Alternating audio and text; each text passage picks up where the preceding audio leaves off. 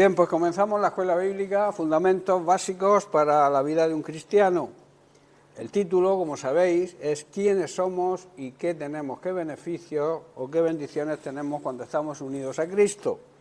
Y decíamos que cuando nos convertimos ocurren varias cosas en nuestra vida y porque se reciben ciertos beneficios y que estamos estudiando, digamos, en 4 grandes puntos. El primero es que recibimos una vida nueva. El segundo, que tenemos una nueva relación con Dios, que somos hijos de Dios, hemos sido adoptados por Él. En tercer lugar, que hemos sido liberados del pecado y de sus consecuencias y del resto de ataduras. Y el último punto, que es el que estamos ya terminando, es que hemos sido apartados del mundo, del sistema mundano en que vivíamos, y con el propósito de servir a Dios. Dios nos aparta, nos escoge, elige, nos saca afuera del mundo, que es lo que significa iglesia, significa eclesia, que significa sacados del mundo. Hemos sido sacados del mundo con el propósito de servirle a Dios. Cuando eres apartado del mundo, esto también lleva unas consecuencias y unos beneficios que estamos enumerando. Somos, primero, más que vencedores en Cristo Jesús. Sin Cristo estamos derrotados, pero en Cristo somos, la Biblia así lo dice, más que vencedores. También que vivimos por fe en el Hijo de Dios. Nuestra vida es una vida de fe, no vivimos por lo que vemos, sino por lo que sentimos. Hemos sido crucificados al mundo y por tanto le hemos vencido. También hemos sido resucitados con Cristo y sentados simbólicamente en los lugares celestiales, y por tanto tenemos ya vida eterna. Hemos sido librados de la potestad de las tinieblas y hemos sido trasladados al reino de la luz. Dios separó la luz de las tinieblas y la pregunta que nos hacíamos era ¿en qué lado estamos? ¿Estamos en las tinieblas o estamos en la luz de Cristo? También que somos ciudadanos con el resto del pueblo de Dios, y somos miembros precisamente de la familia de Dios. Hay 2 familias, decíamos, y 2 cabezas. La Iglesia, también comentábamos y estudiábamos, creo que ya la semana pasada, o la anterior, es el templo donde habita, donde mora, el santuario donde mora Dios, y también nuestro cuerpo físico, también mora Dios, y en ambos casos debemos usarlo para honrar y glorificar a Dios, para que Dios sea glorificado con nuestra actitud como iglesia y también con nuestra vida personal, con nuestro cuerpo. El siguiente beneficio, que este sí creo que lo estudiamos la semana pasada, es que nos ha sido dada la esperanza de gloria, que no es otra cosa que Cristo en nosotros. Cuando recibimos a Cristo, recibimos su gloria. Dios se propuso dar a conocer cuál es la gloriosa riqueza de este misterio, y el misterio es el siguiente: Cristo en nosotros, esperanza de gloria. La gloria, decíamos, de Dios es su excelencia manifestada, y como hijos de Dios nosotros tenemos una herencia, los hijos son los que heredan, tenemos una herencia en Cristo, y es el derecho de experimentar y disfrutar de esa excelencia manifestada. La gloria de Dios es la belleza de su espíritu. No es una belleza, digamos, estética, natural o material o física, sino una belleza que emana, que sale, que surge de su carácter, de su esencia, de lo que realmente es Dios. La gloria, digamos, terrenal y material, quizá pueda coronar a ciertas personas o llenar la tierra. Puede ser vista dentro de una persona o también podemos verla en la naturaleza. Dios también se manifiesta su gloria en personas, en cosas y en la naturaleza. Pero hay que tener en cuenta que esa gloria no es de ellos. Esa gloria le pertenece en exclusiva solo a Dios, aunque nosotros la tengamos, no es nuestra. Por eso decimos que la gloria, toda la gloria, le corresponde a Dios, y nosotros no podemos apropiarnos de ninguna gloria, porque la gloria, aunque la reflejemos, aunque la vivamos, aunque tengamos la herencia de su gloria, esa gloria está depositada en nosotros, pero le pertenece a Él. Eso lo tenemos claro, ¿verdad? Los creyentes tenemos esa luz que brilla en nuestro corazón, esa gloria como herencia, pero nosotros mismos, dice la Biblia, que somos frágiles vasijas de barro que contienen ese gran tesoro. Esto deja bien claro que nuestro poder proviene de Dios. Nuestro poder no viene de nosotros mismos, de nuestra, digamos, potencia o de nuestra sabiduría. Toda la gloria viene de Dios, todo le pertenece a Dios. También la gloria decíamos que se define como el cielo. Solía ser común escuchar en los cristianos de la iglesia primitiva hablar de la muerte como ser recibido en la gloria, la cual es una frase tomada del Salmo 73 en el versículo 24. Hoy también se habla de ir al infierno o ir a la gloria, ¿verdad? Como lugares de destino de nuestra alma cuando morimos. Cuando un cristiano muere, cuando un hijo de Dios muere, él será llevado a la presencia de Dios y en su presencia, claro está, naturalmente está rodeado por la gloria de Dios, porque Dios está allí, ¿comprendéis? Puesto que la gloria le pertenece a Dios, Él no va a permitir nunca que su gloria se afirme o que nadie afirme que la gloria proviene del ser humano, del hombre, o de los ídolos que el hombre hace con sus manos, o quizás de la naturaleza, porque repito, la gloria toda, la gloria le pertenece a Dios. También fuimos creados para su gloria, para que reflejemos con nuestra vida y nuestro testimonio su gloria. Si tú vives una vida en orden, si tú vives una vida de acuerdo a la palabra de Dios, la gloria de Dios está en ti, aunque no sea tuya, está en ti y la vas a reflejar a los demás, y los demás van a anhelar, van a querer también ser participantes de esa gloria. En Isaías vemos un ejemplo del celo de Dios por su gloria. La encontramos en el pasaje del versículo 42, versículos del 5 al 8, donde dice así: así dice el Señor, creador de los cielos y el que los despliega, el que extiende la tierra y sus productos, el que da aliento a su pueblo, al pueblo que mora sobre la tierra, y espíritu de vida a los que por ella andan. Yo, el Señor, te ha llamado en justicia y te sostendré por la mano, te guardaré y te pondré por pacto al pueblo, por luz a las naciones, con un propósito, dice el versículo 7, para que abran los ojos de los ciegos, y está hablando de los ciegos espirituales, para que saques de la cárcel a los presos, aquellos que están atados a diversas ataduras, y de casas de prisión a los que moran en tinieblas, o sea, a los que andan poseídos por espíritus inmundos. Y luego dice: yo soy el Señor, este es mi nombre, y a otros, escuchar bien, a otros no daré mi gloria, ni mi alabanza a esculturas, o sea, a imágenes fabricadas por la mano del hombre.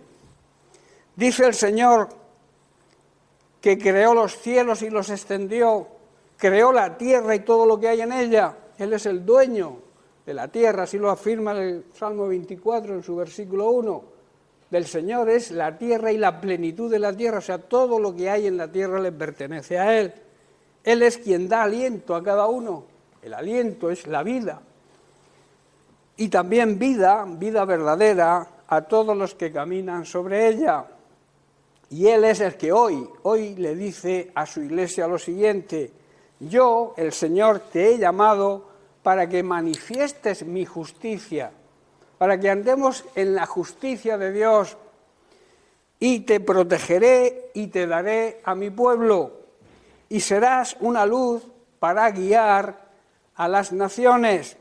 Abrirás los ojos de los ciegos, pondrás a los cautivos en libertad, soltando a los que están en calabozos oscuros. Y recuerda, iglesia, esto siempre: yo, el Señor, ese es mi nombre, no le daré mi gloria a nadie más, ni compartiré mi alabanza con ídolos o imágenes talladas. Por tanto, este mismo celo por su propia gloria es de lo que Pablo está hablando en Romanos sobre la culpabilidad del ser humano. Dice así en Romanos capítulo 1, versículos 21 al 23.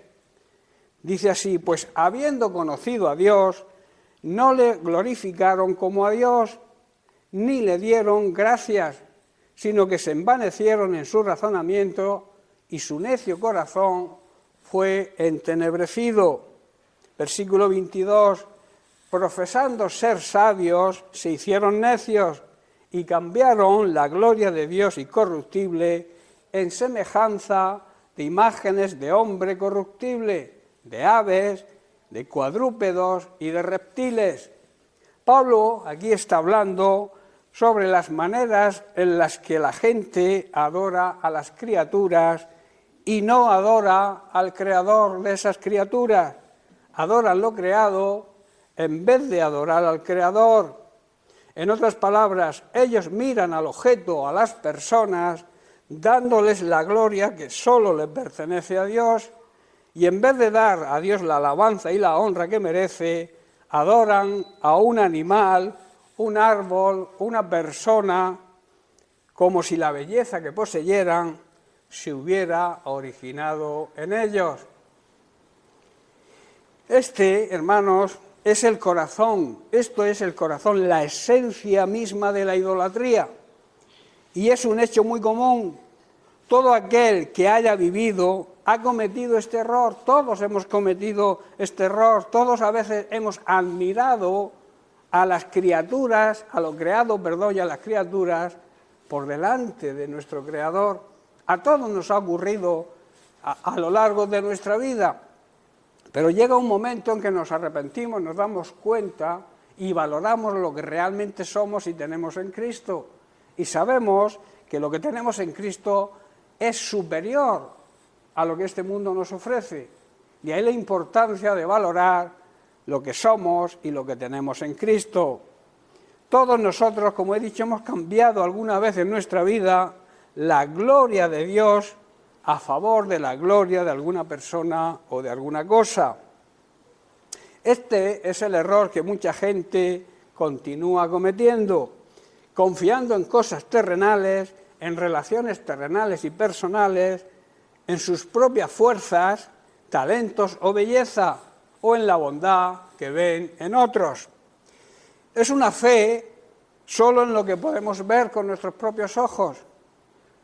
Pero la Biblia dice que el cristiano, el creyente verdadero, no debe andar por vista, ¿verdad? Sino por fe.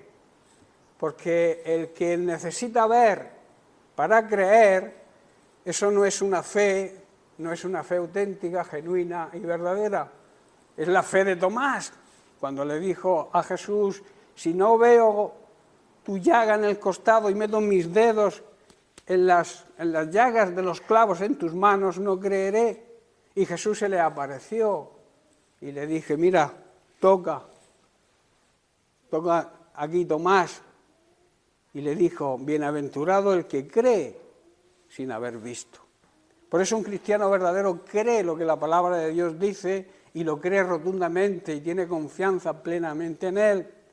Cuando una persona necesita ver para creer, su fe es una fe muerta, es una fe que dice Santiago que no obra.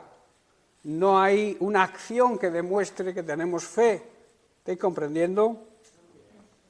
Por eso la fe se basa en creer que tenemos aquello que aunque nuestros ojos físicos no lo ven, lo recibimos de parte de Dios. Eso es tener fe. Pero volviendo a estos contenedores, digamos, de la gloria de Dios, cuando todas estas cosas que hemos dicho, o sea, la confianza en nuestras relaciones terrenales, la confianza quizá en nuestra sabiduría o nuestro poder, nuestro talento o quizá nuestra belleza o la bondad que puedan tener algunos seres humanos, cuando todas estas cosas, desvanecen y caen, porque cuando morimos todo eso se termina, ¿verdad? Entonces lo harán inevitablemente. Todo esto son solo contenedores temporales de la gloria de Dios. ¿Estáis comprendiendo? Todo esto que vemos en las personas, esos talentos, esa sabiduría, esa belleza o esa bondad, todo eso son contenedores temporales de la gloria de Dios, que cuando un ser humano muere, pues esa gloria regresa a Dios. Y como los cristianos que creemos, sabemos que vamos a ir a la gloria, a la presencia de Dios, eso va a estar allí esperándonos. Lo bueno que éramos, los sabios que éramos, lo bien que nos comportábamos, esos son tesoros que estamos enviando al cielo y que los vamos a encontrar cuando algún día estemos en la presencia de Dios, que algún día estaremos, ¿verdad? O nos vamos a quedar aquí para la simiente, como se suele decir. Todos estamos destinados a morir físicamente y que nuestra alma, nuestro espíritu regrese a su lugar de procedencia. Como Jesús hizo, Jesús cumplió su ministerio, murió como hombre, pero resucitó en gloria en la presencia de Dios, y allí es donde está ahora. Y nosotros simbólicamente, cuando le aceptamos, también resucitamos, y donde está Él, que es la cabeza de la Iglesia, está también su Iglesia. Lo que todos necesitamos considerar es que la gloria de Dios es constante, no se termina, y que los que viajamos a través de la vida la veremos manifestada aquí y allá, en esta persona, en este bosque, en esta historia de amor, en un hecho heroico de valentía o en sucesos en nuestras propias vidas. Pero al final, como he dicho, todo esto regresa a Dios, y el único camino a Dios es a través de su Hijo Jesucristo. O sea, para poder reencontrarnos con esa gloria, no hay otro camino que Jesucristo, el Hijo de Dios. En Él, solamente en Él, encontraremos la fuente misma de toda la belleza en el cielo. Si estamos unidos a Cristo, nada será una pérdida para nosotros, continuaremos eternamente en su gloria. Aquí estaremos viviendo con la herencia de su gloria, pero al morir vamos a permanecer eternamente en esa gloria, porque en la presencia de Dios es donde está la gloria que a Él solo le pertenece. ¿Estáis comprendiendo, no? Todas estas cosas que se desvanecieron en la vida por nuestra muerte física, las encontraremos nuevamente en el cielo cuando lleguemos allí y estemos en la presencia de Dios.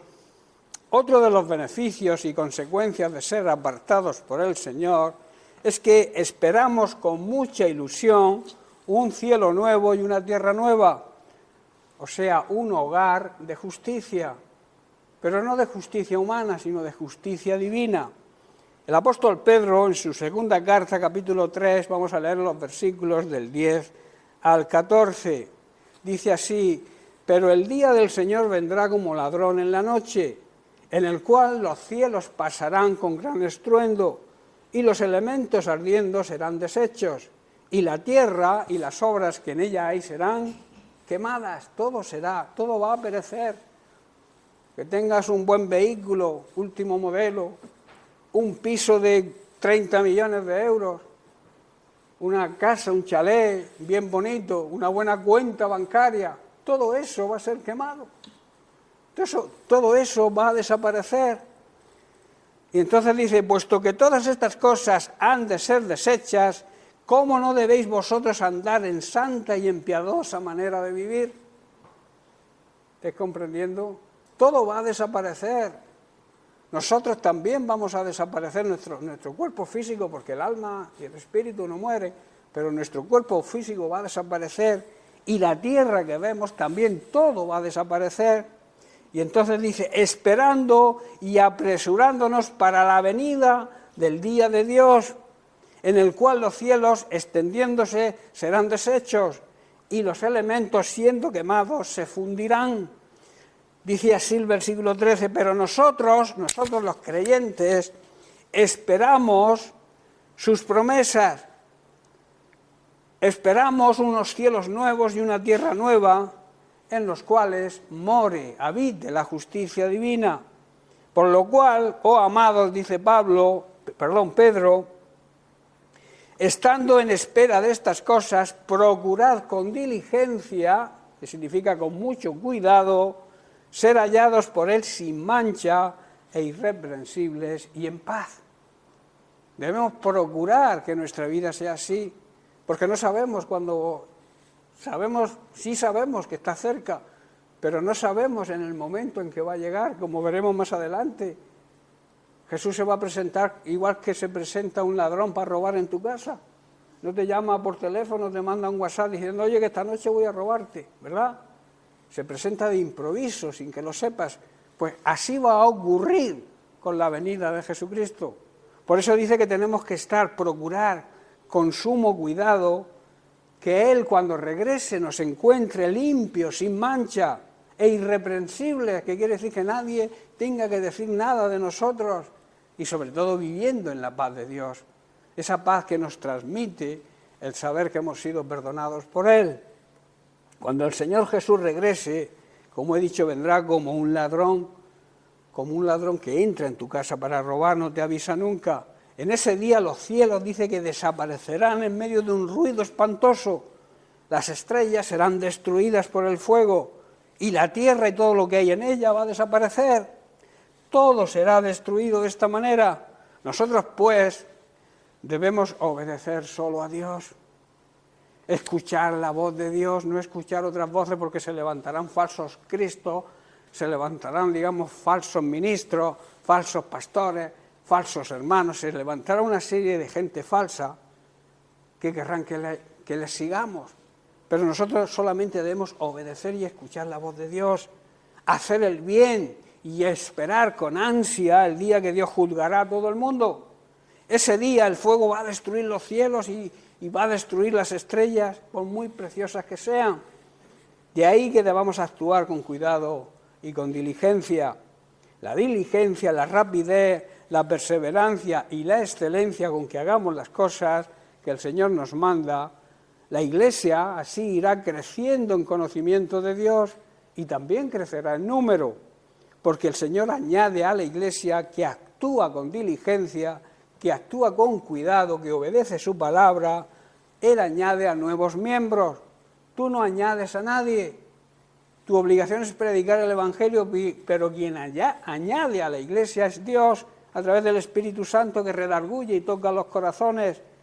Pero Él nunca va a añadir a nadie a una Iglesia que no sea diligente, a una Iglesia que no sea cuidadosa en su ministerio, puesto que obedece. Y Él conoce, Dios conoce la conclusión de todo. Él sabe lo que va a ocurrir. Por eso si una iglesia no anda en orden, no anda en diligencia, una iglesia hay pecado, hay pecados ocultos. Cuando en una iglesia ocurre eso, Dios no va a añadir a nadie. Uno de los principales problemas que existen hoy en las iglesias cristianas es precisamente eso, que no crecen, porque no es una iglesia diligente, porque no vive en orden, porque no anda con cuidado en obedecer a Dios solamente. Anda influenciada quizás más por el mundo, por las cosas que ocurren en el mundo, por nuestra familia, por nuestras cosas, antes que las cosas de Dios. Y entonces es imposible que una iglesia así crezca.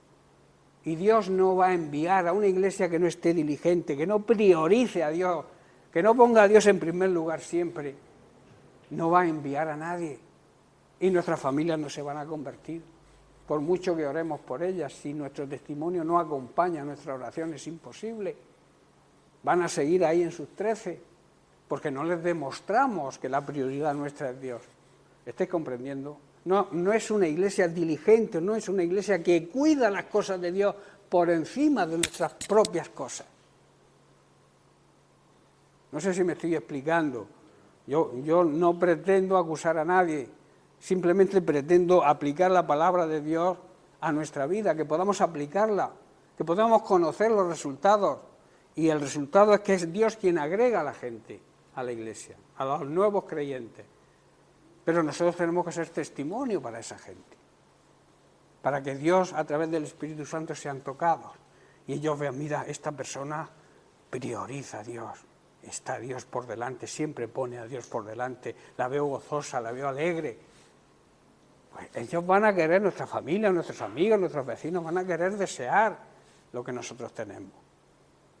Pero si a la mínima priorizamos otras cosas, le damos la prioridad a otras cosas, a las cosas que nos ofrece este mundo, y pasamos a Dios en segundo lugar, estamos haciendo idolatría.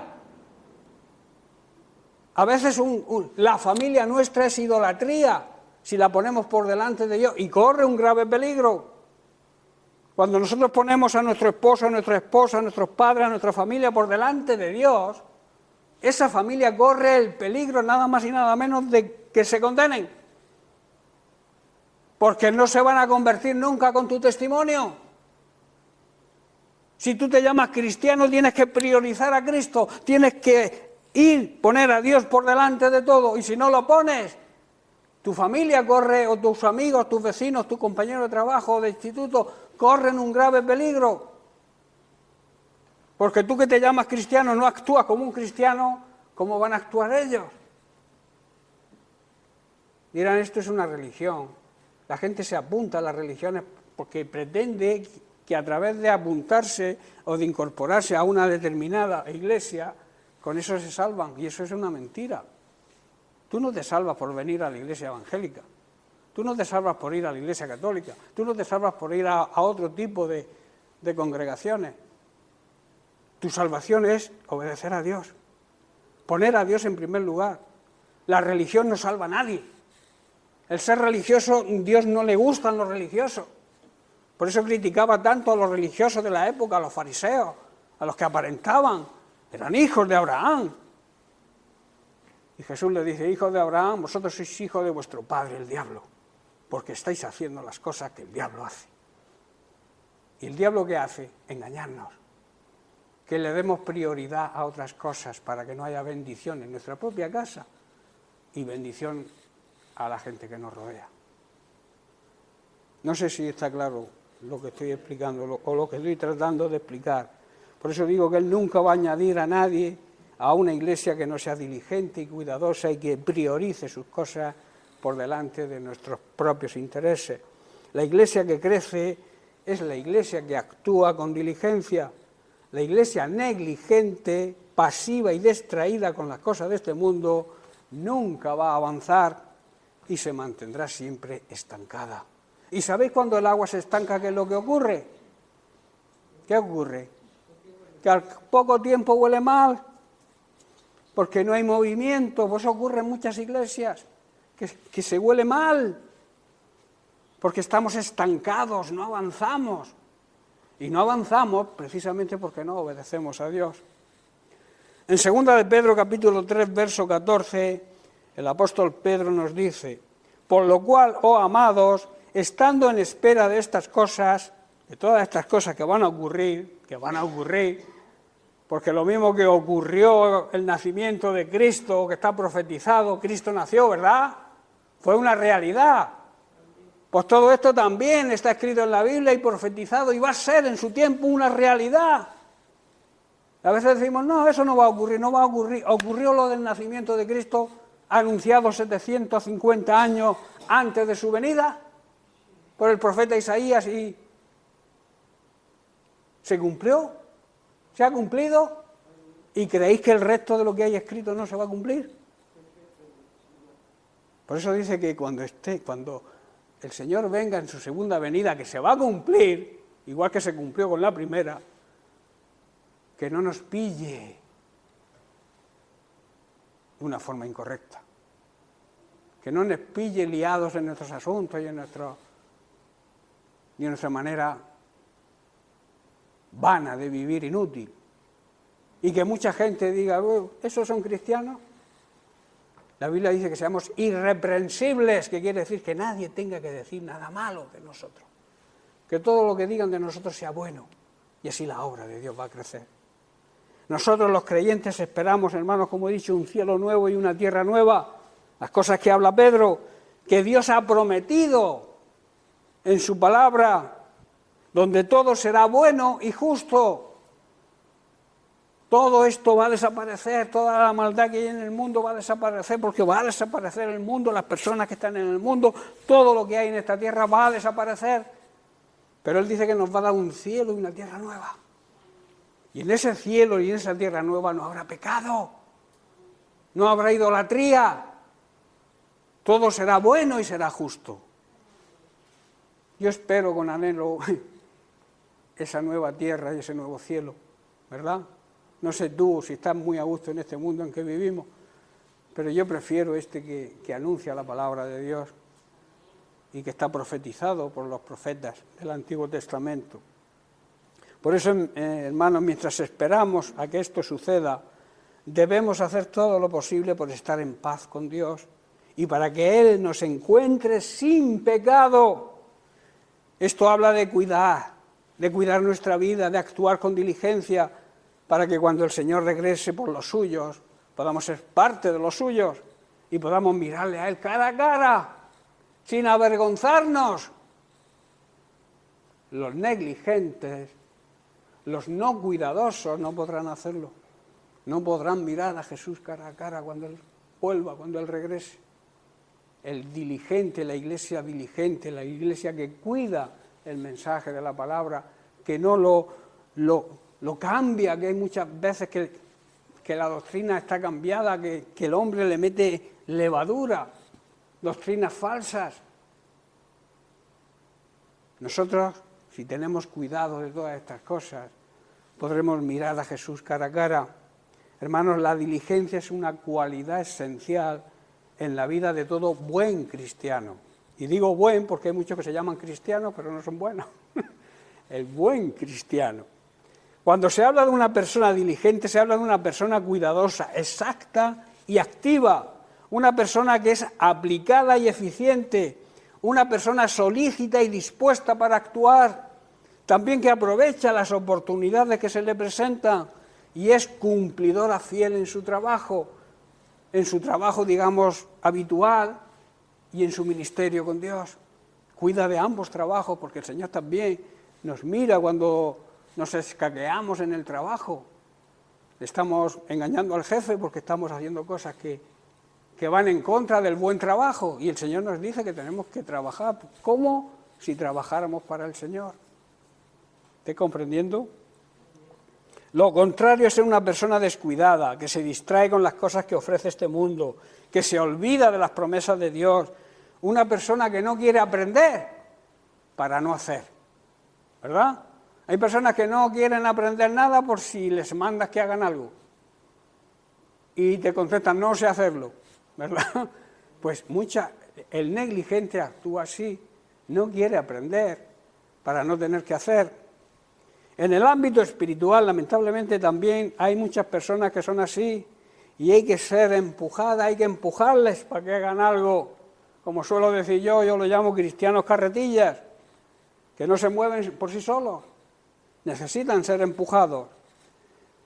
En Deuteronomio capítulo 6, verso 17, nos dice lo siguiente: obedece con diligencia, con cuidado los mandatos del Señor tu Dios, obedece todas las leyes y los decretos que te dé. Eso es un buen consejo, un sabio consejo, ¿verdad? Debemos guardar, cuidar, debemos obedecer con sumo cuidado los mandamientos de Dios, sus órdenes y decretos. ¿Para qué? Para que nos vaya bien en esta vida y tengamos la recompensa de la vida eterna. Y debemos hacerlo por iniciativa propia. No porque nadie nos diga o nos obligue a hacerlo. El trabajar para el Señor tiene que salir de nosotros, ser iniciativa, no de estar el pastor detrás de la persona para que haga algo. Hermano, tienes que hacer esto, tienes que hacer lo otro. El cristiano diligente, cuidadoso, no necesita, ve la necesidad y actúa. No necesita que nadie le diga, hace, toma la iniciativa. ¿Estás comprendiendo? Aunque nos obliguen, si tú obligas a alguien a hacer algo, esa persona no lo hace a gusto y no lo va a hacer bien. Por eso el Señor quiere que tengamos iniciativa propia para trabajar en su obra.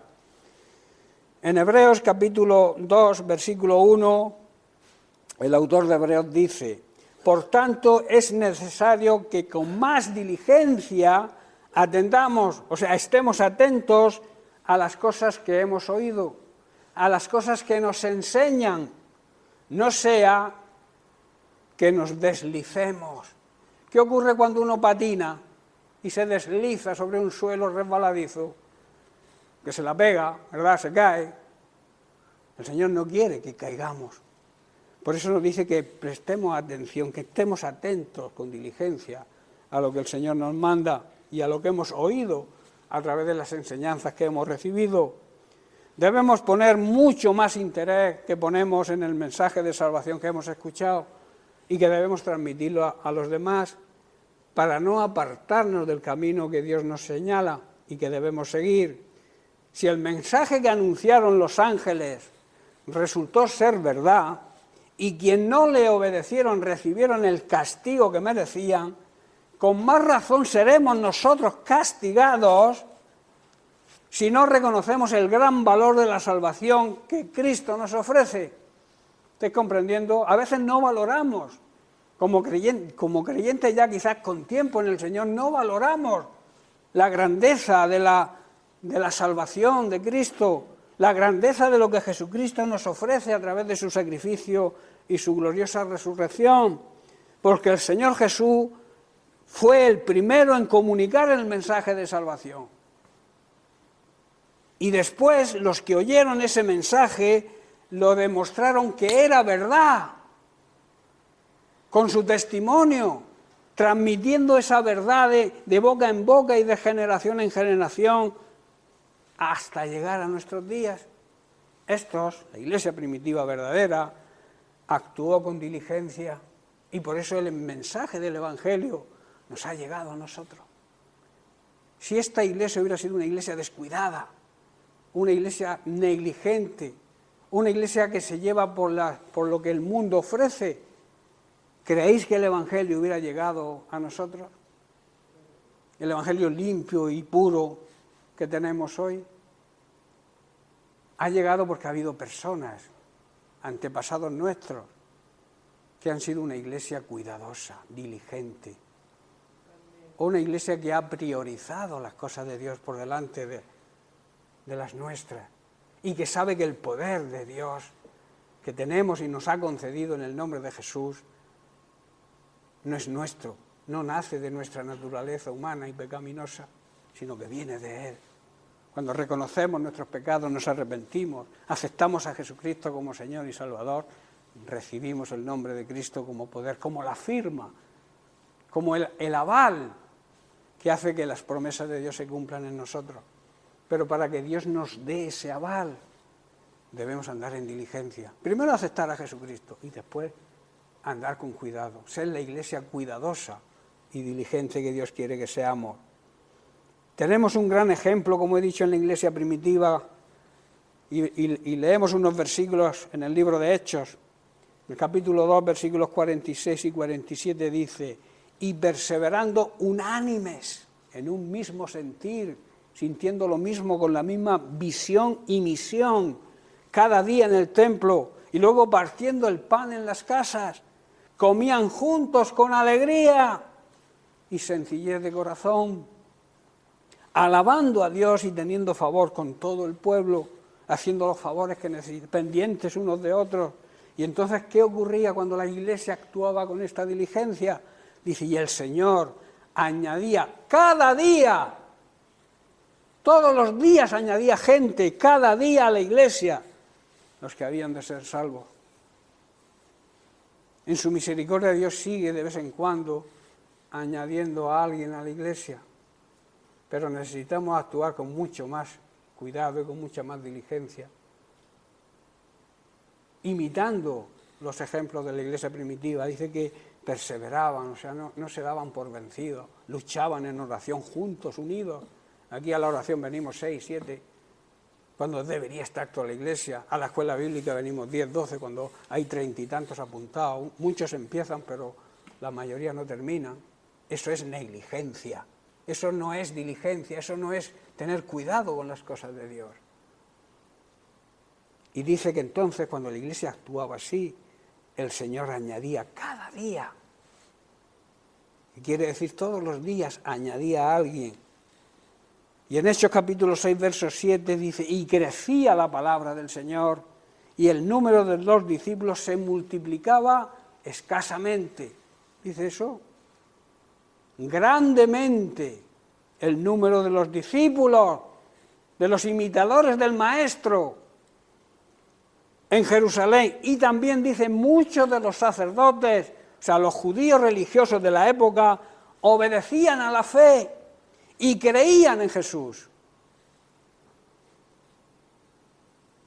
O sea que a veces no hace falta ni predicar, nada más que nos vean cómo actuamos, cómo vivimos, qué prioridades tenemos. Y la gente va a creer en lo que nosotros creemos si demostramos lo que creemos con nuestros hechos. Porque es muy fácil decir creo, es muy fácil decir tengo fe. Lo difícil es demostrarlo. Y el Señor nos llama a demostrarlo, para que la gente pueda venir, incluso los sacerdotes, los curas de la Iglesia Católica, también se pueden arrepentir cuando nos vean cómo actuamos. Decir, no, yo estoy en un error. Ellos sí creen de verdad. Pero ¿pueden decir eso de nosotros, hermanos? No me refiero a Mula, me refiero a la Iglesia contemporánea, a la Iglesia que está en apatía. Le importa igual lo que se predique, lo que diga el pastor, y voy a hacer lo que me dé la gana. Eso está pasando en toda la Iglesia hoy en día. Hay apatía. Apatía significa no sé ni me importa. No quiero saber para no hacer. Asisto, me apunto a una religión por si acaso existe Dios. Muchos llamados cristianos actúan así. Vienen a la iglesia por si es verdad que existe Dios, que ni lo creen rotundamente. Hay muchas personas así, llamados creyentes. Por si acaso. Yo voy los domingos a la iglesia, por si acaso. ¿Qué clase de creyentes o qué clase de fe es ese tipo de fe? Una persona cuidadosa es una persona que busca la excelencia y que como cristiana pone todo su interés en agradar a Dios en todo y en obedecer sus mensajes, sus mandamientos y sus consejos. Un cristiano diligente siempre está dispuesto a servir a Dios y nunca encontrarás un no en su boca. A mí me agradan las personas que les dices algo y no te ponen ninguna excusa. Les dice, fulanico, quiero que hagas esto, aquí me tiene pastor. Hay otros que dicen, no, ¿yo por qué? Yo no sé, elige a otro. El diligente nunca dice que no, cuando el Señor le manda hacer algo. El negligente pondrá una excusa. El diligente buscará un camino para hacerlo. ¿Estoy comprendiendo? El que no quiere hacer algo pone una excusa, pero el que quiere hacerlo busca un camino para poder hacerlo. Una excusa es un pretexto que utiliza el negligente para no hacer lo que debe hacer. Un diligente siempre busca un camino para hacer lo que Dios ordena. El negligente buscará siempre una excusa para no hacerlo. Debemos saber que nuestra respuesta a Dios debe ser pronta, total y sin condiciones. ¿Lo habéis entendido? Cuando eres una persona diligente y cuidadosa, eres rápido en responder. En Romanos capítulo 12, versículo 11, Pablo exhorta a los romanos, y esto es de aplicación hoy para nosotros. Dice, en lo que requiere diligencia, no perezosos, no gandulones, fervientes en espíritu, sirviendo al Señor y haciéndolo con alegría y con gozo. Por eso he dicho que cuando eres una persona diligente y cuidadosa, eres rápido en responder a lo que Dios te dice. Sabes que lo que Dios te manda no es una opción hacerlo, es una obligación. Sabes que debes hacerlo totalmente, obedecer totalmente todo lo que te diga, porque una obediencia parcial sigue siendo desobediencia. Y también sabes que debes obedecer sin poner ninguna condición, sin poner ninguna excusa, porque entendemos a quién estamos sirviendo. ¿A quién servimos, hermanos? Al Rey de Reyes y Señor de Señores. Y Él se merece la excelencia por nuestra parte, el mayor cuidado y la mayor diligencia. Debemos trabajar con mucho ánimo y no ser perezosos. Debemos trabajar para Dios con mucho entusiasmo y con la excelencia que se merece. Ya estoy terminando. Quiero terminar con una gran promesa de Dios para los creyentes diligentes y cuidadosos. La encontramos en 1 Corintios capítulo 15, versículo 58, donde dice, así que, hermanos míos amados, estad firmes Estás de pie, con firmeza, sobre la roca, y también constantes. Constante significa sin parar. Constante significa con paciencia. Constante significa con esperanza en que Dios va a cumplir sus promesas, no darnos por vencidos. Y luego dice creciendo. Estamos creciendo en la obra del Señor. Ahora a final de año se hacen balances de lo que hemos hecho para el Señor este año, que cada uno se haga su balance, a ver si ha trabajado con diligencia para el Señor este año. Y si te propones algo para el año que viene, si te propones algo, piensa que debes cumplirlo, y si no, no le ofrezcas al Señor nada. Pero a mí me gustaría que cada uno de nosotros hiciéramos un balance y dijéramos, no, el año que viene tengo que cambiar. Año nuevo, nuevo yo. Porque la vida sigue siendo la misma. Si seguimos haciendo lo mismo, no hay nueva vida. La nueva vida viene de Cristo. Cristo es la nueva vida y cuando servimos a Cristo con diligencia, vivimos la verdadera vida con Él, la vida eterna. O sea que año nuevo, nuevo yo.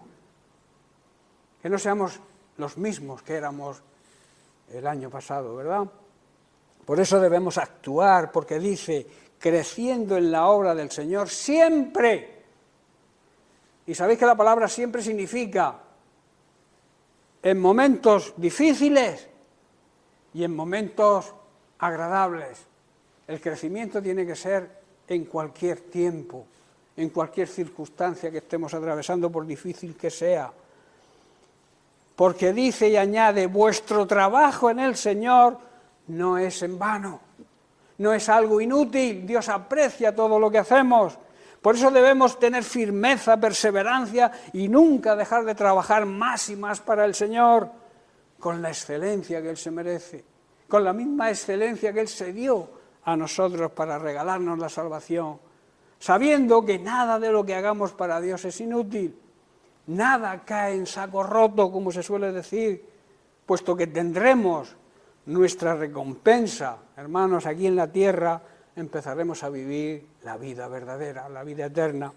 Nosotros los que creemos somos diligentes y esperamos con ilusión un cielo nuevo y una tierra nueva, un lugar lleno de la justicia de Dios. Bien, pues, este es el final de la lección 7. Aunque parezca mentira, la hemos terminado. Quiero hacer 3 puntos para que recordemos. Y si nos quedáramos con estos 3 puntos después de las 45 semanas que llevamos con esta lección, sería bueno que, como dijo el otro día el pastor que predicó, no veo ningún blog, ningún bolígrafo tomando nota. Y eso es negligencia. Eso es negligencia.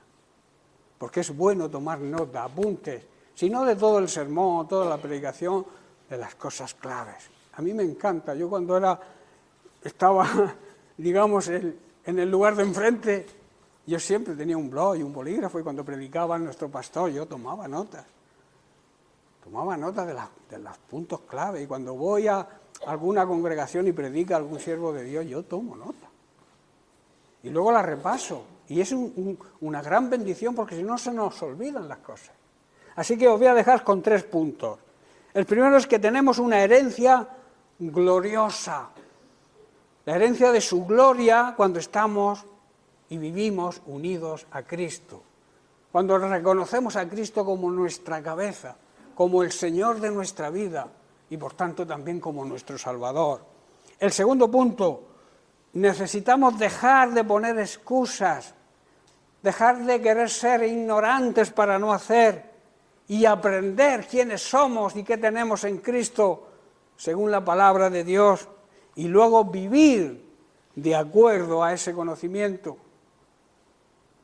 Por eso es importante que repaséis las lecciones, que las escuchéis después, si tenéis tiempo, o las leáis, porque yo las comparto luego en papel, o sea, en PDF, y también las comparto en videollamada, no, vídeo-audio, ¿no? O sea, es un vídeo que se puede ver en televisión, lo subo a YouTube. Entonces es bueno para recordar lo que el Señor quiere enseñarnos. Y por último, necesitamos morir a nuestra vida y a nuestra antigua naturaleza y vivir como Cristo Jesús quiere que vivamos, como en esa vida que Él nos ofrece, esa vida plena y abundante. Pero para eso debemos ser obedientes a Dios, el Padre, viviendo en el poder del Espíritu Santo y obedeciendo la palabra de Dios. Amén. Bien, pues lo dejamos aquí y la semana que viene empezaremos con la lección 8.